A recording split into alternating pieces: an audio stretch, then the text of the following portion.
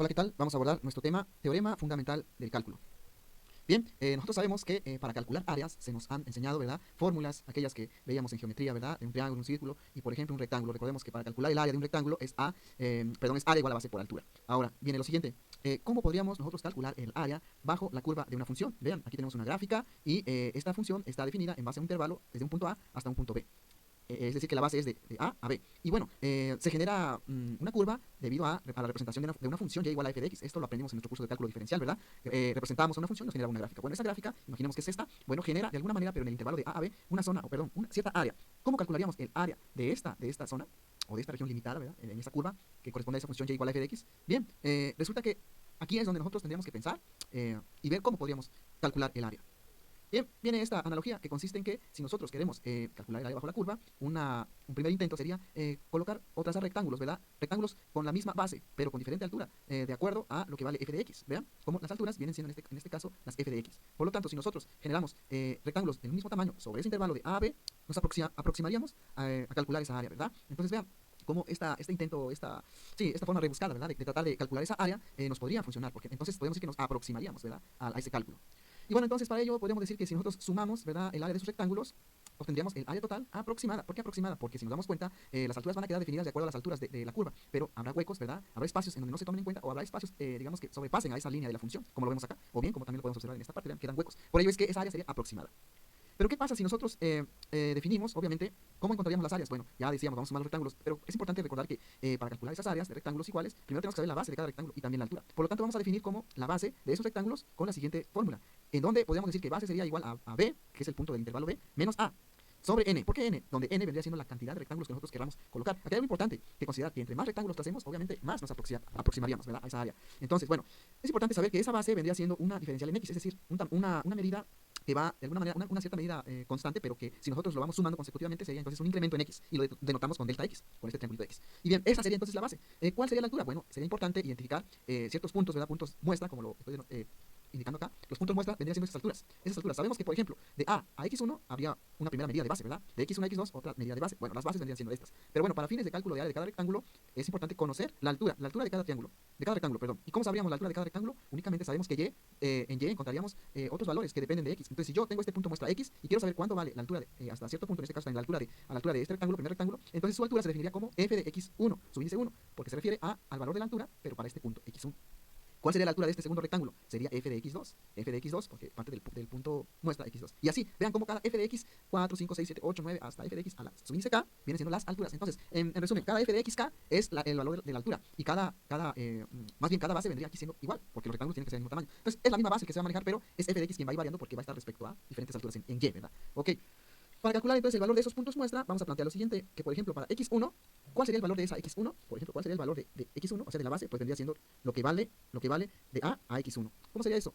Sería a más 1. ¿Por qué más 1? Porque sería el rectángulo 1 por base. ¿La base qué es? Pues un mismo valor que se va a manejar para todos los rectángulos. ¿Pero por qué a? ¿Por qué a más 1? Bueno, porque sabemos que el primer valor del rectángulo empieza desde a hasta x1, pero de 0 a hay valores. Por ello es que para calcular, digamos, esa primera base tiene forzosamente que tomarse en cuenta ese planteamiento de a más 1 por base, por el primer 1 es el primer rectángulo. ¿Ok?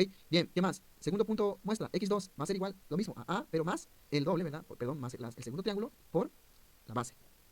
Lo mismo para el tercer punto, a más 3 base. Y así hasta a más k por base. Vean cómo la base va a seguir teniendo el mismo valor. Bueno, esto que estoy aquí planteando lo vamos a ir comprendiendo con un ejemplo, ¿verdad? Obviamente con valores. Pero también es importante desde aquí denotar lo siguiente, que con los valores de los puntos muestra procedemos a sustituirlos en la función f de xk y así conocer las diferentes alturas. Claro, nosotros sabemos que los puntos muestra, las x, nos representan alturas respecto a y o a f de x. Por lo tanto, vamos a denotar que la altura del primer rectángulo h1 va a ser igual a lo que vale f de x1 en el punto muestra x1. La altura del segundo triángulo sería h2, pero su altura sería respecto al punto x2. Y así, h a la n, según los rectángulos que podamos plantear. Veamos, teniendo los valores de base y altura de cada rectángulo, ahora sí, es lógico, ¿verdad? Podemos calcular las áreas y sumar todos esos rectángulos, finalmente obtener el área aproximada, AT, ¿verdad? Bueno, este simbolito significa aproximado, bajo la curva de una función, de la función dada, de este caso.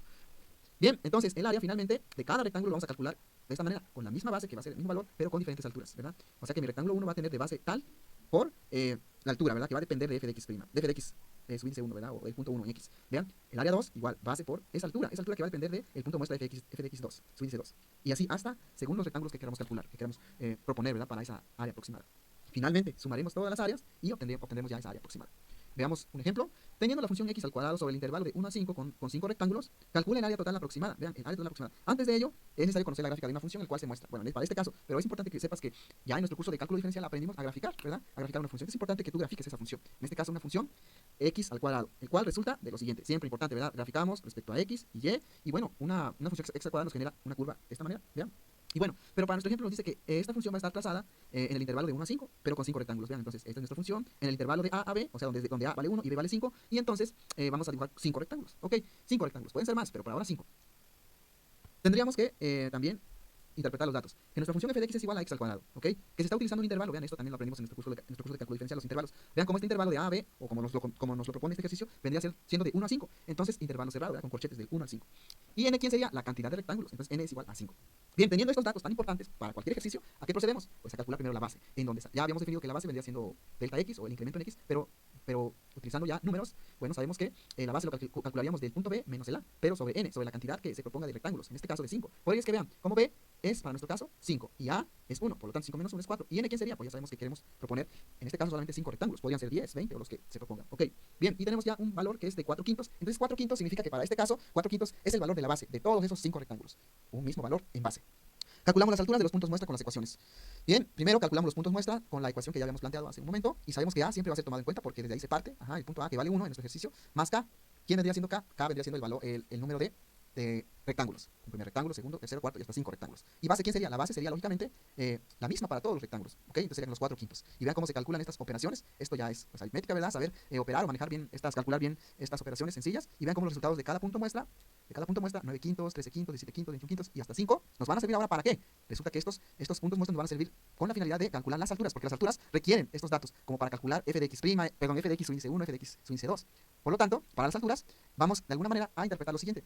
Que nuestra función es una f de x, pero es una x al cuadrado, que está elevado al cuadrado, pero por lo tanto, en la denotación podríamos colocarlo así, que la altura realmente equivale a esa f de x k, que en este caso es x, pero elevado al cuadrado. Vean como f de xk vendría siendo de alguna manera el valor de x o la función x, pero elevado al cuadrado. Por eso es que lo denotamos así, como f de x su índice k al cuadrado. Con esta definición, ahora calculamos entonces las alturas, ¿ok? Significa que vamos a elevar al cuadrado cada punto muestra, ya calculado acá, en x1, x2, x3, y procedemos de igual manera calcular esas alturas para cada rectángulo. Cada rectángulo va a tener diferente altura, ¿verdad? Porque pues eso depende, perdón, de las alturas en y o en f de x. Por lo tanto, aquí vamos a ser cuidadosos también en calcular las operaciones, ¿ok? Cuidar en la calculadora, ¿verdad? Esas operaciones. Ok, vemos como para h1, bueno, ¿qué hacemos? Únicamente colocamos el valor de nuestro punto muestra ya calculado para x1 y es 9 quintos, entonces le vamos al cuadrado. El h2, igual, necesitamos f de xk, que sería el 2, o sea, nuestro punto muestra 2, y lo elevamos al cuadrado. Y vean, así lo hacemos para cada punto muestra, que son 5, porque son 5 rectángulos, 5 alturas y, bueno, 5 diferentes valores, ¿verdad? ¿Por qué? Porque varían en altura. Estamos aquí calculando entonces las alturas, apenas calculando las alturas de cada rectángulo. Y vean, estos son los resultados que vamos generando. Puedes detener el video para verificar y corroborar estos resultados. Calculamos primero las áreas de cada rectángulo y finalmente obtenemos el área total aproximada. Bien, teniendo ahora el valor de las alturas y sabiendo que el valor de la base es la misma para todas, entonces ya únicamente calculamos las áreas para cada rectángulo. Para A1 del rectángulo, primer rectángulo, utilizamos el mismo valor de la base, 4 quintos por 81 sobre 25. ¿De dónde surgió este 81 sobre 25? Bueno, de haber calculado el primer H1, vean, que es este, H1, 81 sobre 25.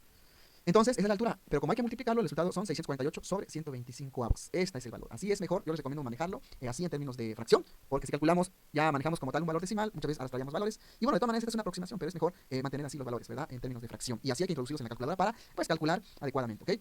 Bien. Para el área 2, es decir, el rectángulo 2, igual la base es la misma, 4 quintos. ¿Por quién? Por la altura, 169,25 avos. ¿De dónde lo calculamos? De haber calculado f de x al cuadrado, y vean que es de h2, 169,25 avos. Es decir, que todos los cálculos anteriores se requieren, obviamente, para calcular finalmente el área de cada rectángulo. Y vean, así es como se fueron desarrollando los demás. La base es la misma, lógicamente para todos, pero cambia la altura, el cual fue calculada con puntos muestra, ¿verdad? Ok, vean como el área 5, pues terminó, ahí sí nos dio un valor redondo, un valor de 20. Y bien, como dice acá, finalmente obtenemos el área total. Una vez calculadas las áreas por cada rectángulo, sumamos todas. Y entonces calcularíamos esa área aproximada. Vean, este sencillo planteamiento nos ha generado una aproximación. Hay que utilizar entonces todos los valores fraccionarios e introducirlos así en la calculadora y finalmente vean, tener cuidado obviamente por cada sumatoria, ¿verdad? Vean cómo ahora el resultado final es de 53,952. Es decir, que en conclusión, nosotros podríamos decir que para este ejemplo, esa función x al cuadrado de entre un intervalo de 1 a 5 donde n, que es el número de rectángulos, fueron 5 también, esa área aproximada, ese intento de área aproximada con esta forma rebuscada por medio de rectángulos nos dio como resultado igual a, como área, 53,952. Aquí obviamente no le puse unidades, pero pueden ser desde luego unidades elevadas al cuadrado, ¿verdad? Centímetros al cuadrado, metros al cuadrado, pues ¿por qué? Estamos calculando áreas, ¿ok? Bien, pues este es ya un ejemplo muy claro de cómo es el cálculo de áreas bajo la curva. Y este es el principio de lo que explica, del concepto del teorema fundamental del cálculo. Por el momento eso es todo, por su atención, muchas gracias.